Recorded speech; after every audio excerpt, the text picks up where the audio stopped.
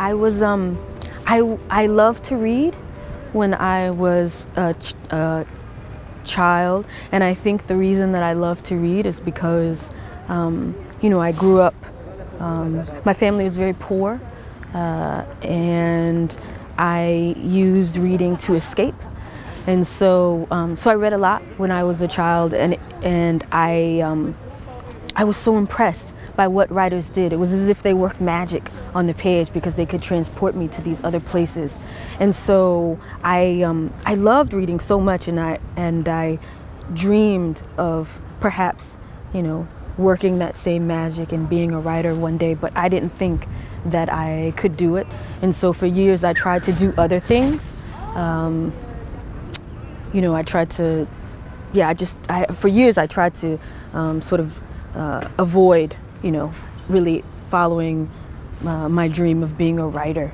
But then in the end, I couldn't stop writing, and I loved it too much. I loved reading, and I loved writing so much that that after I graduated from college and my brother died, then that clarified things for me. And suddenly I realized that it sounds very trite when you say it, but when I say it, but I realized that I wasn't promised anything, you know, and that that I wasn't guaranteed a long life. And so because I'm not guaranteed a long life, I thought that that I should attempt, or at least try, you know, to live my dream. And so that's when I committed to learning how to write and begin to develop my voice and try to be a better writer. So with my first novel, with Where the Line Bleeds, which I know is not the French title for the book, but I can't remember the French title for the book right now. With my first novel, I thought I'd never written a novel before, and so I thought, okay, isn't this what writers do, right? They must work from outlines. They must have everything plotted out.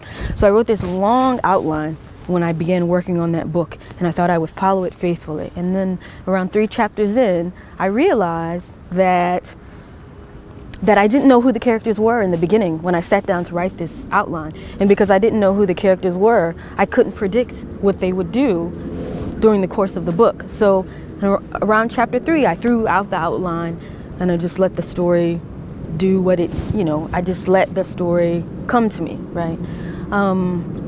With Salvage the Bones, I guess I'd learned my lesson with Where the Line Bleeds. I didn't even attempt to have any sort of outline. I mean, I had the general structure in my head where I knew that each chapter would be a day before the hurricane, but I didn't know what they were going to do in those chapters, and I sort of discovered what they would do as I wrote the book, and as, you know, as I spent more time with them, and as they became more real to me. Then, you know, they took on a life of their own on the page, and sometimes they surprise me. They do things and say things that I don't expect. And I know that sounds weird, but I think that's true for most writers, that sometimes your characters, they surprise you. So yeah, so definitely I think when the writing is going well, that's what they do.